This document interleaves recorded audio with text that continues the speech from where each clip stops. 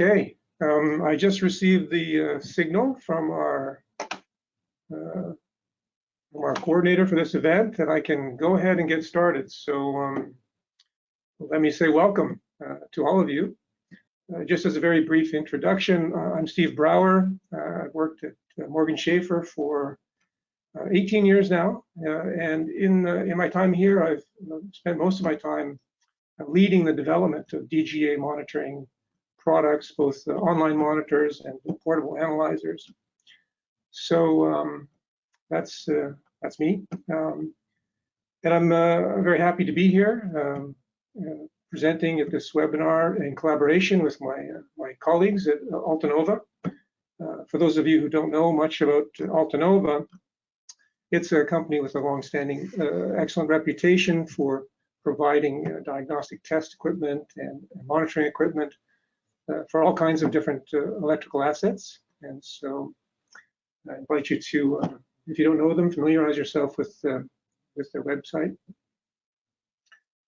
Okay, so let me plunge right in. We're going to focus today about DGA monitoring specifically, and some of the technologies that are used in the solutions that are available in the market today, as well as some of the things we've learned working with our customers over the years to build up successful DGA monitoring programs in all parts of the world, really. So let me advance the slide if I can. There we go. So you may realize, and for me it's impressive to think how we've been doing DGA on transformers for over 50 years now. And in that time, the methods of DGA have, of course, improved tremendously, both for making the measurements and for understanding what they mean. And I think it's a fair statement today to say that DGA has become the most powerful tool that we have available for understanding the health of an operating transformer. And most of this history, of course, has been built up using laboratory DGA, using syringe samples. What I'm going to focus more on today is online DGA, rather, and it brings a number of key benefits, which I want to talk briefly about here. And the first one really is that a lot can happen over the course of a year between your annual laboratory samples.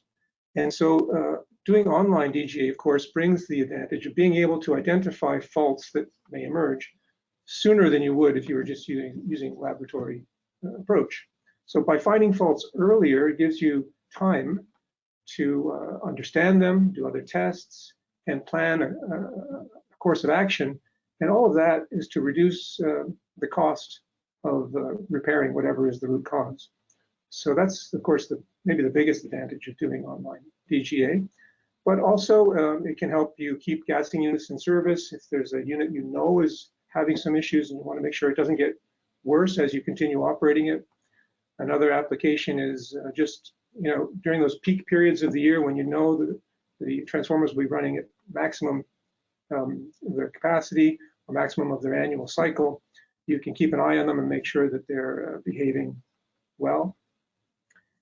And the last thing I'd like to mention is that this is becoming, I think, increasingly popular in different parts of the world, where people are deploying large numbers of DGA monitors on a whole fleet of transformers, and pulling all that data back into a software tool that allows them to automatically assess the health of each unit in the fleet, and with that information to prioritize maintenance across the fleet. So we call this, of course, condition-based monitoring, or condition-based maintenance, rather.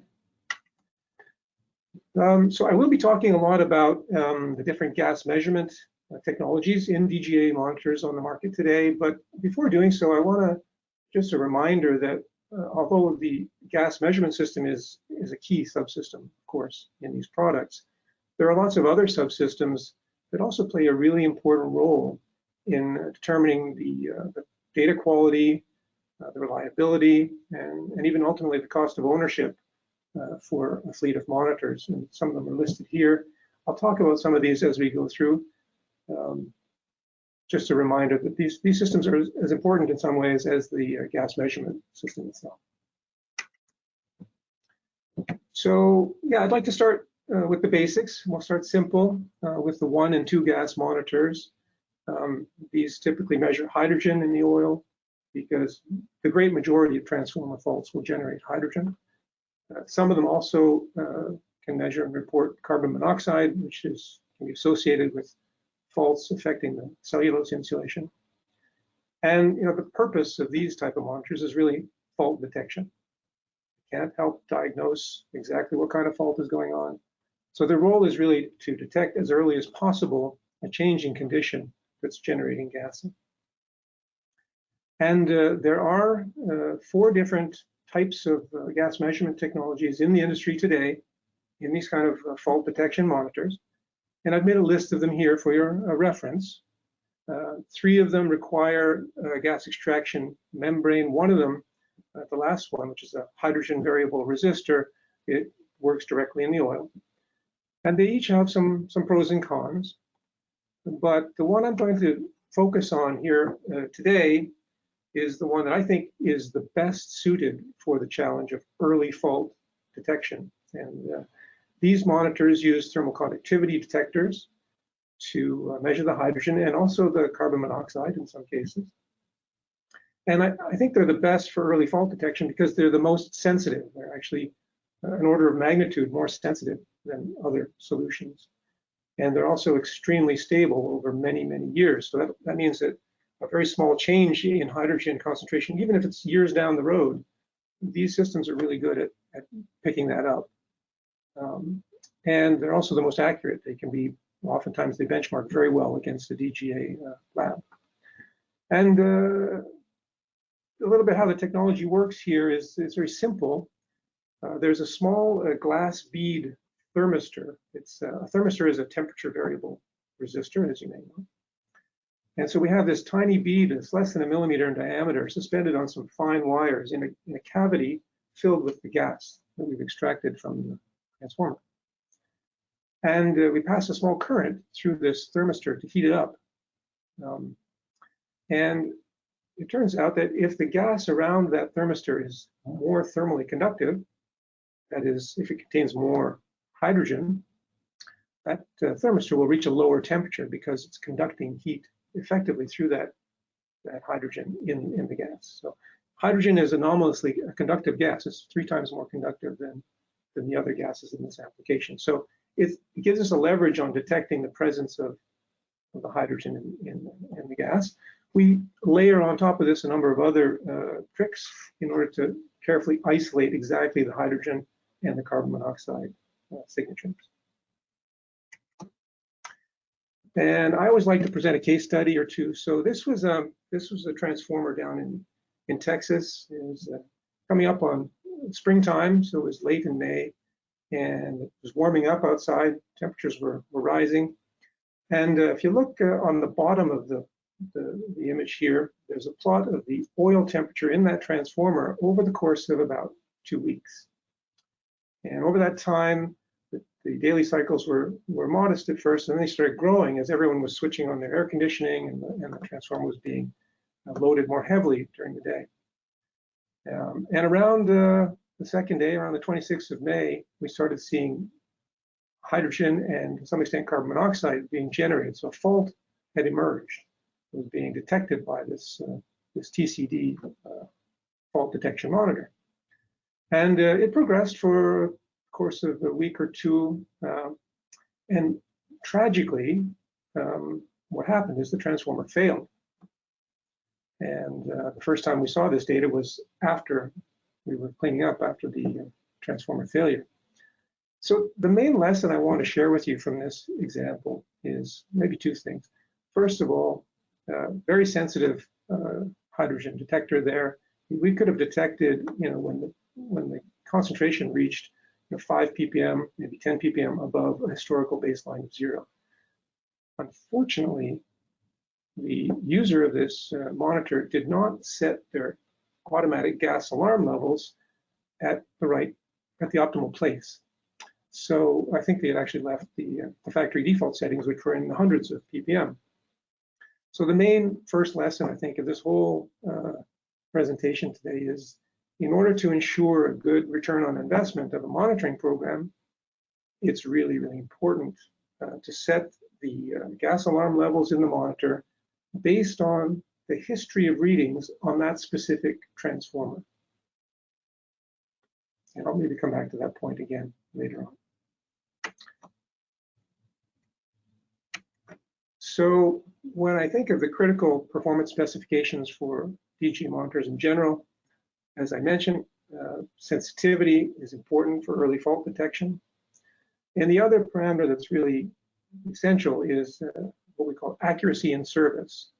So this is accuracy in service. What I mean by that is, if you look at the readings coming out of the DGA monitor, how well do they compare with a good DGA lab? And the advantage of a monitor that's accurate enough to agree with the lab is that at any point in the year, you can understand if there's a fault, and more than that, what kind of fault it is. And if it's a severe fault, you can actually classify the fault if you've got good enough accuracy from your monitor. It's also fair to say that if the monitor does closely agree with a good DGA lab consistently, it will work well for early fault detection as well, because labs are very sensitive in themselves.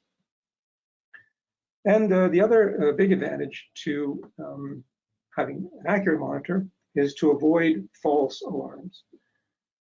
False alarms are, unfortunately, they can be very effective at eroding people's confidence in the DGA monitoring program. People on the maintenance team who go out chasing false alarms can get frustrated by that. The management can lose confidence that it's a good investment to have the teams doing that. So a really important feature of a good monitor is that it does not generate false alarms, but rather continues to deliver accurate readings throughout the year. Now, I sometimes get the question, well, how accurate is good enough? And I think the person who made the best progress toward answering this question is probably Michel Duval. He published a paper back in 2005, which I try to summarize a little bit here. You may know that the Duval triangle is a way of looking at 3 different fault gases and plotting them up in this triangle form. And depending on where we find ourselves in the triangle, it represents a different type of fault classification that's going on in the transformer. And what Michel did in this paper was he said, well, what if I don't know my gas concentrations perfectly, but I have a limited accuracy on them? And so he drew on the triangle what it looks like if your accuracy is, say, only 15%, and those are the red shapes, or if it's bigger, it's like 30%. And what I think the conclusion of all this was that basically, if your accuracy from your monitor or your lab is about 15% or better, there's a very high likelihood that you're going to land in the correct fault zone to correctly understand the nature of the fault. But if the accuracy is poorer than that, if it's 20, 30%, well, maybe the odds are 50-50 that you're in the right zone of doing this kind of analysis. Okay, so now I'm going to change the direction a little bit and start digging into the different gas measurement technologies that are used in multi-gas monitors. Of course, multi-gas monitors, there's more and more of them on the market all the time. They're improving in many ways as we go. So this is just an overall survey, if you wish, of how these technologies work, because I think it's intriguing for many people in the industry. So, and the way I think about this is that there really only are 2 different ways of measuring the gases in this application. The first one is gas chromatography, which has been used by our labs for over 50 years. And the other way is using some form of infrared absorption spectroscopy, where we take advantage of the fact that different gas species absorb infrared light in certain characteristic wavelengths. So it's really one or the other, and there are advantages to both types, and there are many different varieties of each of these 2. There's different types of GC monitors, there's different ways of doing the infrared absorption measurements, but ultimately every monitor is in one of these two categories. I'll start with chromatography, which has the longest history in the industry, of course. Many of you will know this, but the way it works is there's a key component of these systems is a gas separating column, and that's shown as these coils here in the middle of this image. So what we do is we take a small sample of the gas out of the oil, and we propel it down this long, skinny column using a flow of helium gas to push it along. And the inside of that column contains a chemical coating or powder, which has not too strong, not too weak chemical interactions with each of the gas species that are involved here. And the net effect of that is that different species travel through this column at different rates, so that each one reaches a detector at the end of the column at a different point in time.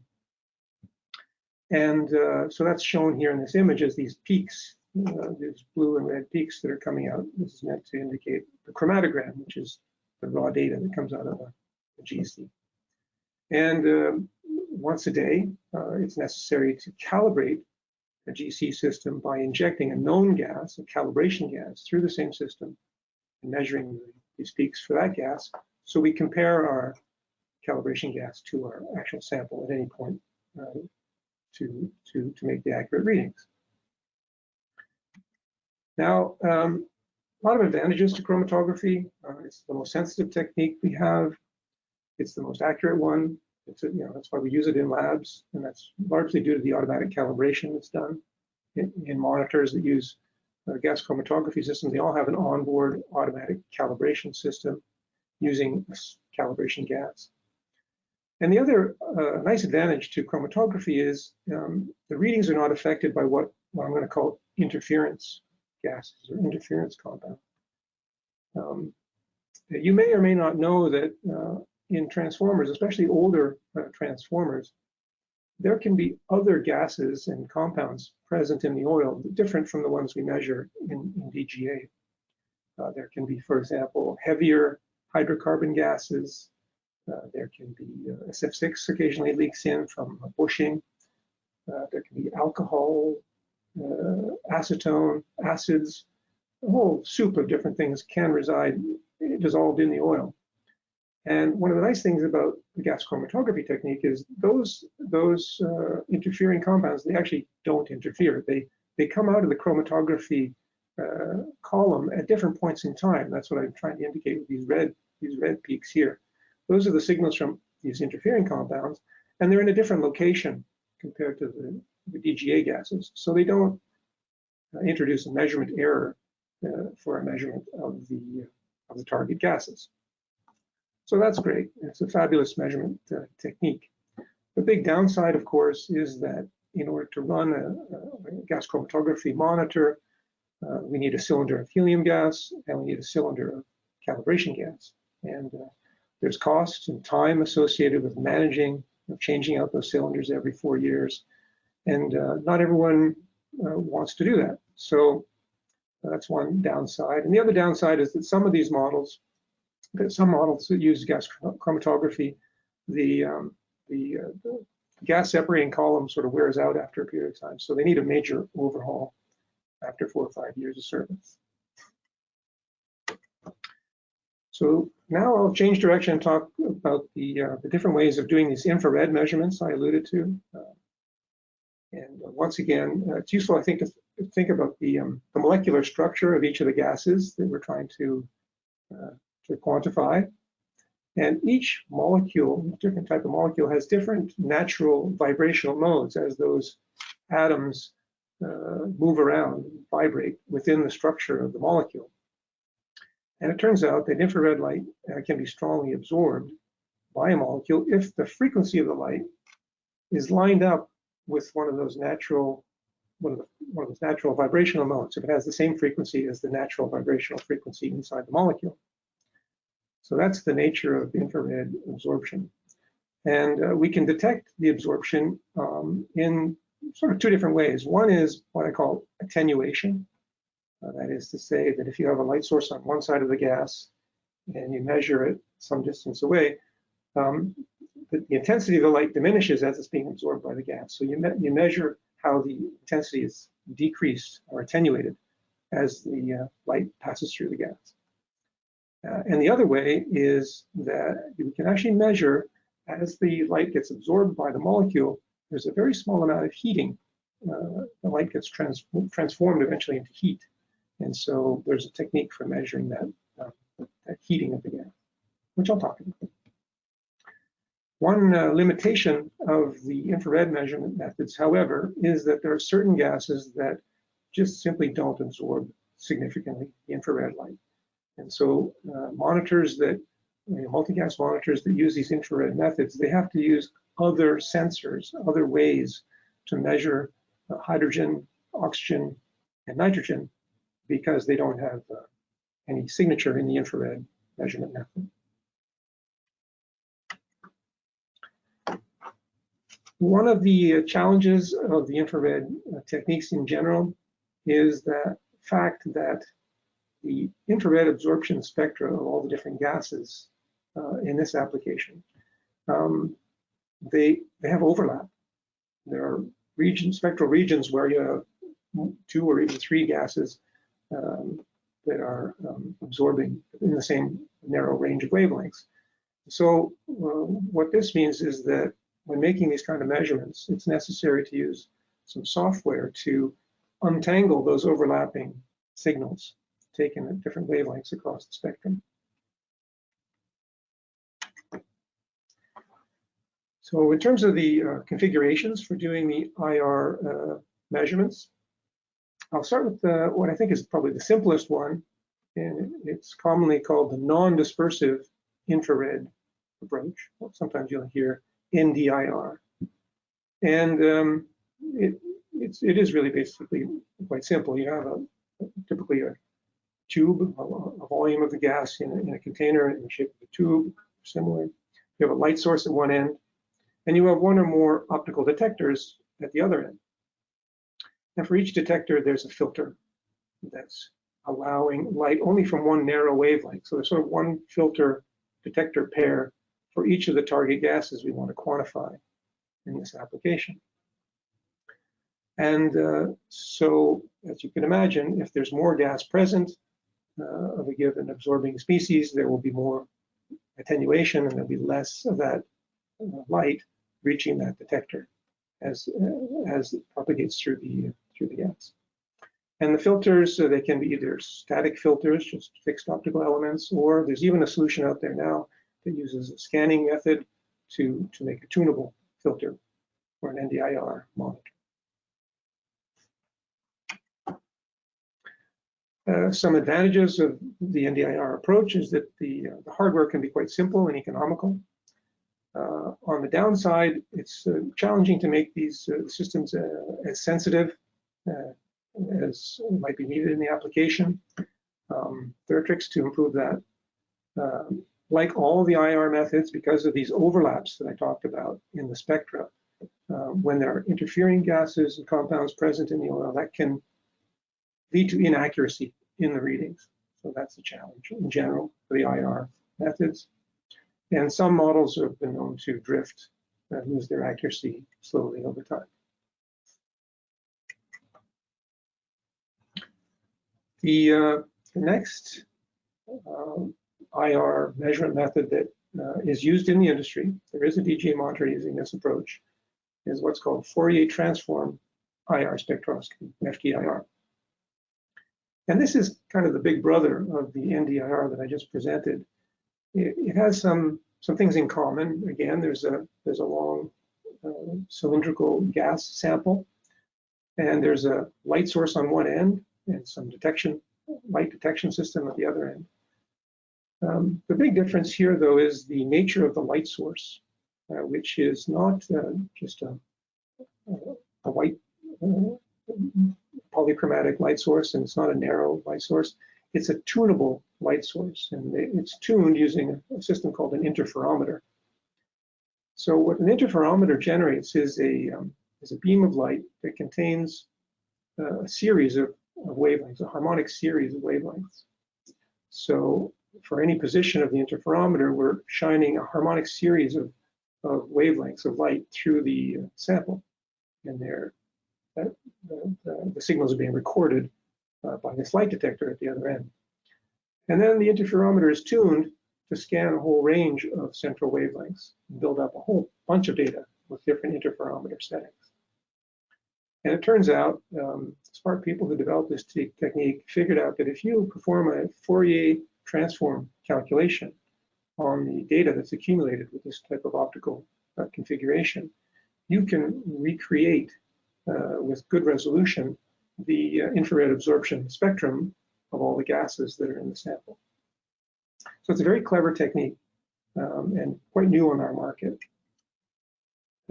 Some of the advantages, I think the biggest advantage is that we accumulate here a much more complete spectrum. There's a lot more spectral information you can be gathering with this type of approach. And that is helpful, for example, if there are, again, these interfering compounds in the oil, you can do a better job of identifying them in the spectrum and compensating for them, pulling them out of the data and getting good measurements of the target gases for the DGA.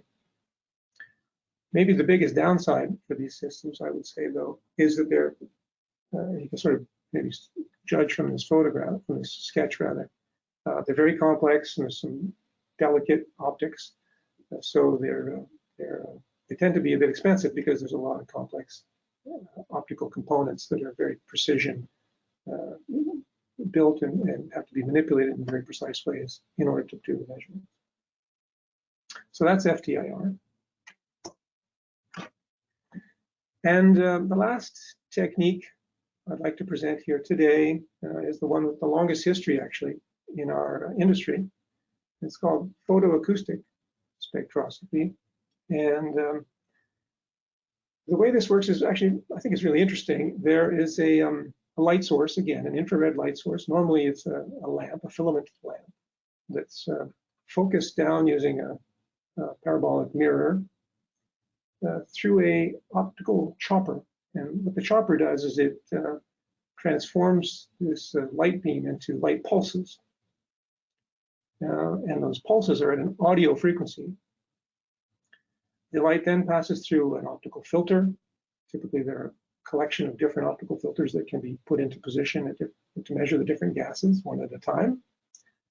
So what ends up being shined into the gas sample is a chopped, filtered beam that's designed to excite one gas at a time from the family of possible gases that could be in the sample.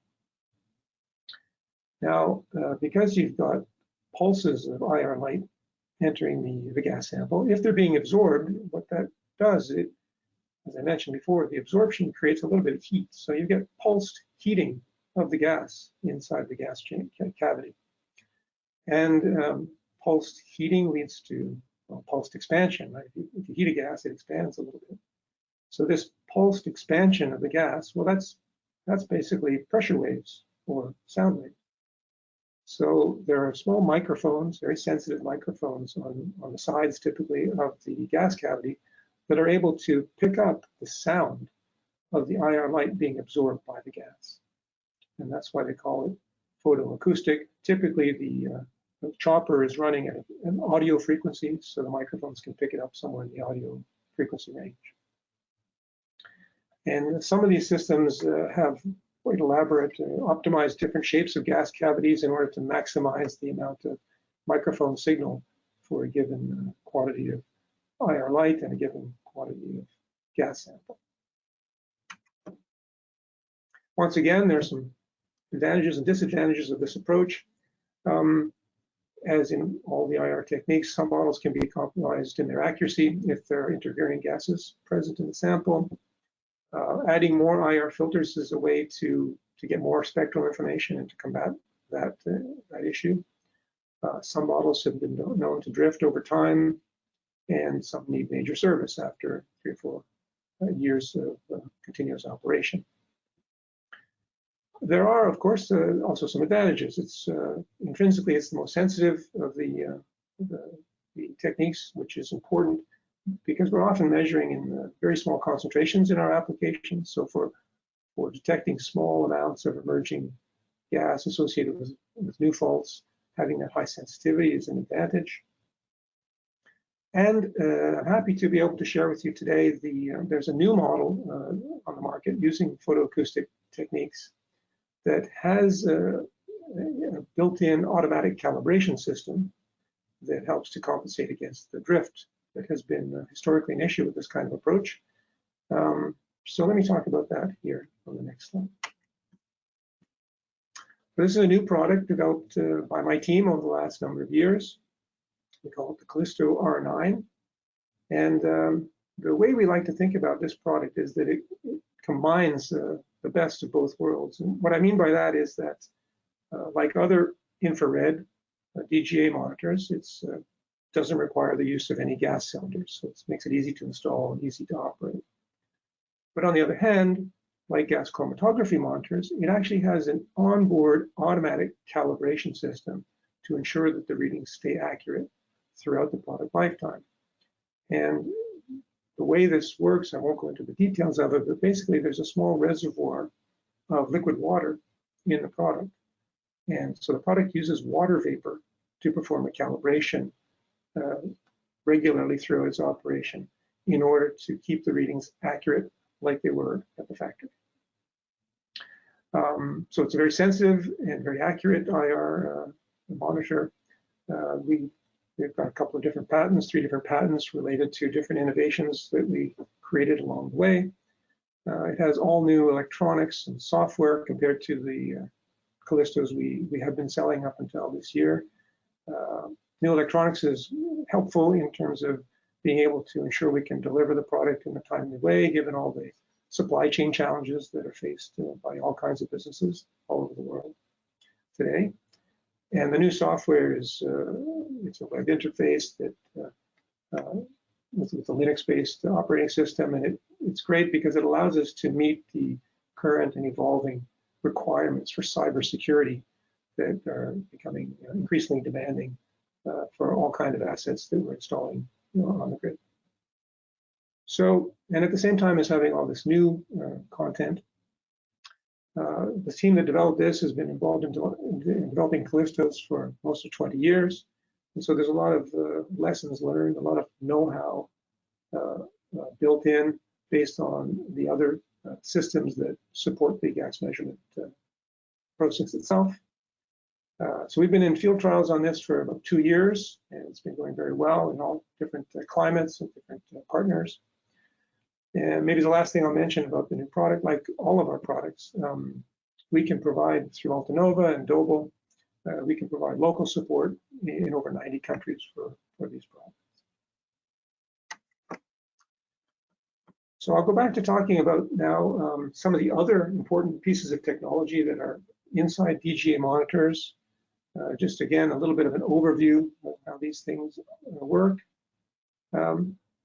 In all the multi-gas monitors and most of the fault detection monitors, the gases are measured in the gas phase. It means we have to extract the gases from the oil. And for me, there are really 2 different classifications of gas extraction. One is what I call open headspace. What I mean by that is there's somewhere inside the product, there's a container that is partially filled with oil and partially gas space above the oil. And there are different ways of reaching an equilibrium of the gas concentrations in the headspace above that oil. Some of the products use mixing, some of them use a pump to bubble gas through the oil. There's a product that actually pulls on the oil to create a negative pressure in the headspace, a partial vacuum in the headspace. All of these are techniques to encourage the creation of an equilibrium between the oil and the headspace in a timely way, so that the measurements can be done in an hourly or so frequency. These techniques require careful control or careful measurement of the volume of gas and the volume of oil. That ratio of those 2 volumes is a key parameter in the accuracy of the reading. The only thing with these is there is a downside, which is that in that headspace, in that vapor above the oil, there's always a bit of oil vapor, and that oil, the vapor pressure of that oil, is there. So there's the possibility with these type of extraction systems that over time, oil vapor migrates into the gas measurement system, which is not what you want. Normally, you want a gas measurement system to be pristinely clean. So the other way of doing the gas extraction, which is the approach that our products prefer, is what we call a membrane gas extraction. Here, the membrane is most commonly in the form of gas permeable Teflon tubing, thin-walled Teflon tubing that's immersed in the oil. As shown in this image here, in this particular case, there are multiple loops of this tubing that are bent back so that they all exit the oil container at the same point. But there are other configurations as well. Nice thing about membrane gas extraction, there's no moving parts, so they're very reliable. The volume ratios are fixed, so you get very reproducible extraction over time. They're tough. They can withstand vacuum. If you're doing a vacuum tryout on a transformer and you forget to valve off the monitor, it's not a problem. It won't cause any damage to the extraction system. It won't move oil from one place to another either. And the big advantage really for me is that oil and oil vapors can never pass from the extraction vessel into the gas measurement system. And that's important for long-term accuracy and reliability of the gas measurement system, which is true for whether it's a GC measurement system or an IR measurement system. Oil vapors are not conducive to long-term accuracy and reliability. Other important features in the monitor, just a few to mention here. Thermal regulation of the gas extractor and the analyzer is important. These are temperature sensitive processes. Oil flow monitoring, very useful. We've had cases over the years where people accidentally valve off a monitor and they don't realize that for years to come. So it's nice if the monitor can check that the oil is truly flowing through and otherwise report an error condition. And finally, a bubble trap is also a useful feature just to make sure that during installation and during operation, there's no way for gas bubbles that may arise in the monitor and the oil lines. There's no way for those to make it into the main tank oil, where they could cause compromised situation for the dielectric of the transformer. So that was a lot of talk about technology and the different ways of measuring gases and doing the DGA process in the field. I'd like to take just one slide and talk about some other important features of DGA monitors that you're not going to find information about them on the data sheet from the manufacturer, but they play an important role, I think, in choosing a monitor to deploy a successful DGA monitoring program. The first one, I talked a bit about real-life accuracy. Many monitor manufacturers, they talk about accuracy in their spec sheet, but it's accuracy at the factory under ideal conditions. It's not necessarily very representative of how the monitor is going to behave in the field on a real transformer. And so that information is a bit difficult to get your hands on. Reliability is not really discussed on the data sheet. Maintenance requirements in the real life may or may not be obvious from the vendors.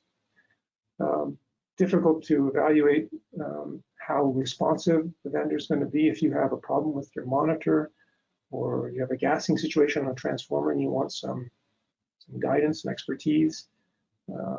It's worth to think about if that's the kind of supplier who can provide those kind of services.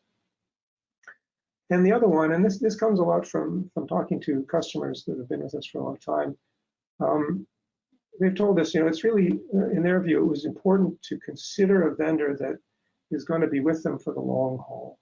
I think their perspective has been that if I'm going to buy DGA monitors, I'm going to spend a lot of time and money training people on how to install them and service them, maintain them. Maybe I'll be stocking some spare parts, and I want them to be serving me for 10, 15 years.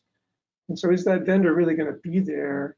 And to what extent are they going to be interested and able to support me as I go through these next 10 years with this program? And maybe another way of asking that question would be, how close to their core business is DGA Monitoring? Is it a company that's really their main bread and butter, or it's just a piece of a bigger business? So how do we possibly get information about these important questions? Well, there's really only two ways to go as far as I can tell. One is, and many people do this, they buy monitors, they buy a variety of them, they deploy them, and they test them themselves. And that works, and that's great. Another way that's maybe less expensive and can save a lot of time as well is to simply go to conferences, talk to other asset managers and people at other utilities who've been successful in building up DGA monitoring programs, and maybe you'll be able to pick up some tips to save yourself some time and maybe make good decisions early on in your process. Okay, this is a good old case study that I like to present, in which it relates to a GC monitor that we deployed on a new transformer. It was a brand new 900 MVA unit somewhere in the southern US a number of years ago. And the story with this was that the owner installed the DGA monitor a few days before they ever first energized this new unit on the pad at the site. So they had a bit of a baseline. And when they switched on the transformer and they first energized it, what they saw was dramatic. Within the first 6 hours, fault gases started appearing at a significant rate. So, for example, in this top plot here in green shows the hydrogen increasing from 0 to about 100 ppm over the course of the day. But also down below that is acetylene, which increased from from 0 to about 6 ppm over the course of the day. And you can imagine here, we got the call on this unit right around here when the acetylene had reached 2 ppm. So this was a case where this very sensitive fault detection, well, it's a multi-gas monitor, so very sensitive multi-gas monitor was able to pick up early fault in acetylene when it was less than a couple of ppm.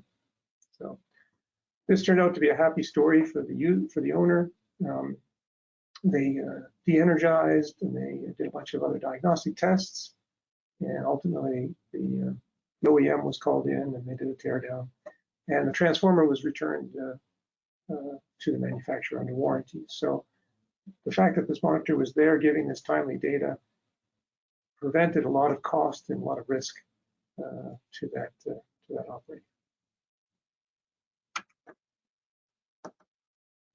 So I think we're doing reasonably well here on time. This is my last slide. So a couple of points to touch on here, some of them I mentioned already.